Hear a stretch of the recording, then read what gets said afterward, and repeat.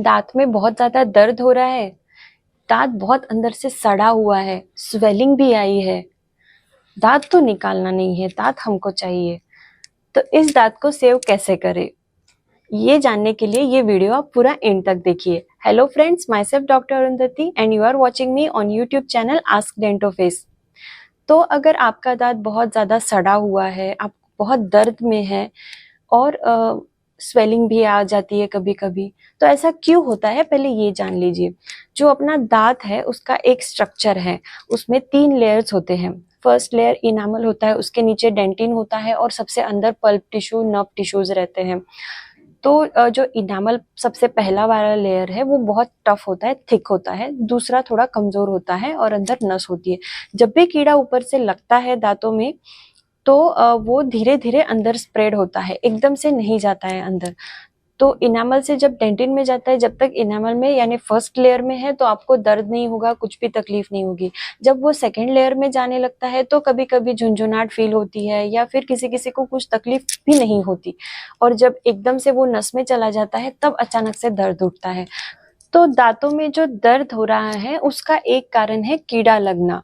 और ऐसे कंडीशन में हम क्या करते हैं, दांत को ऊपर से थोड़ा सा गड्ढा बना देते हैं और दांत को जड़ से साफ कर देते हैं इंस्ट्रूमेंट से। उसमें जो भी इंफेक्शन है, जो भी खराब हुआ टिश्यू है, ये सब निकाल के क्लीन कर देते हैं।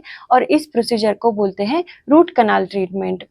अब बहुत लोगों को ऐसा लगता है कि रूट कनाल ट्रीटमेंट कर रहे हैं मतलब पूरा दांत निकाल रहे हैं क्या, तो ऐसा नहीं होता है। रूट कनाल ट्रीटमेंट में आपका दांत वही रहता है, सिर्फ अंदर का जो खराब हुआ नस और इन्फेक्शन है वो हम ट्रीटमेंट के जरिए, इंस्ट्रूमेंट के जरिए बाहर निकालते हैं।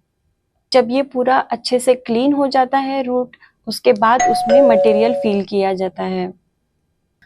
तो दांत बहुत ज्यादा सड़ना, दांत में दर्द होना, ये एक कंडीशन है जिसमें रूट कनाल ट्रीटमेंट किया जाता है। लेकिन इसके अलावा भी और भी कुछ कंडीशंस लोगों के मुंह में देखने मिलते हैं जिनमें हमको रूट कनाल ट्रीटमेंट करना पड़ सकता है। जैसे कि कभी एक्सीडेंटल ट्रॉमा हुआ हो या फिर खेलते कूदते बचपन में कुछ लग गया हो और उस टाइम पे तो आपको कुछ ज्यादा पता नहीं चला, लेकिन 5-10 साल के बाद अचानक से वो दांत अपना पीला होने लगता है, उसका कलर चेंज होने लगता है। या फिर वो दांत के नीचे अंदर की साइड में थोड़ा फोड़ी जैसा आने लगता है। तो इस कंडीशन में हमको रूट कनाल ट्रीटमेंट परफॉर्म करना पड़ता है। कभी कभी अपना जो गम्स है, जिंजाइवा है, वो नीचे सरक जाता है। रॉन्ग ब्रशिंग टेक्निक हो गया या फिर पुअर हाइजीन हो गया या फिर डायबिटीज जैसे कुछ सिस्टमिक डिसऑर्डर हो गए, इनकी वजह से मसूड़े नीचे सरक जाते हैं और जड़ खुल जाती है।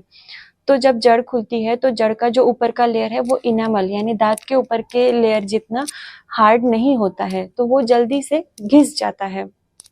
वहां पे जल्दी से सेंसिटिविटी होती है, कभी कभी वो सेंसिटिविटी बर्दाश्त नहीं होती, बहुत ज्यादा तकलीफ होती है और वहाँ पे फीलिंग भी नहीं रह पाता है। ऐसे कंडीशन में भी हम रूट कनाल ट्रीटमेंट करके उस पर कैप लगा देते हैं। कभी कभी जो दांत है बाहर से हमको पूरा अच्छा दिखता है, उसमें कुछ भी स्पॉट नहीं, कुछ भी नहीं, लेकिन जब हम एक्सरे लेते हैं तो एक्सरे में दांत के नीचे की साइड में हमको इन्फेक्शन दिखता है, काला काला दाग दिखने लगता है। तो ऐसे कंडीशन में भी इसके लिए रूट कनाल ट्रीटमेंट ही एक ऑप्शन है। तो रूट कनाल ट्रीटमेंट से ऐसा डरने की ज़रूरत नहीं है, ये भी अंडर एनेस्थीसिया यानी कि पूरी जगह नम करके ट्रीटमेंट किया जाता है। और रूट कनाल ट्रीटमेंट का सक्सेस रेशियो भी 99.99% है। आजकल एडवांस जो भी इंस्ट्रूमेंटेशन आए हैं उसकी वजह से रूट कनाल और अच्छे से सक्सेसफुली बन रहा है। और दांत निकालने से अच्छा कभी भी रूट कनाल करके उसको बचाना बेटर है, क्योंकि रूट कनाल किया हुआ दांत आपको 10-15 साल तो साथ देता ही है। तो फ्रेंड्स, अगर आपको मैंने जो भी कंडीशंस बताई इनमें से कुछ भी प्रॉब्लम है तो आप definitely root canal treatment select कर सकते हो और कैप लगवा सकते हो। और ये फ्रेंड्स आप अपने दोस्तों में, फ्रेंड्स में शेयर करिए जिनको भी इसकी ज़रूरत है। आपकी कुछ भी क्वेरीज हो तो आप कमेंट सेक्शन में डालिए, नीचे दिए गए नंबर पे डायरेक्टली कांटेक्ट कर सकते हैं। Thank you very much for watching.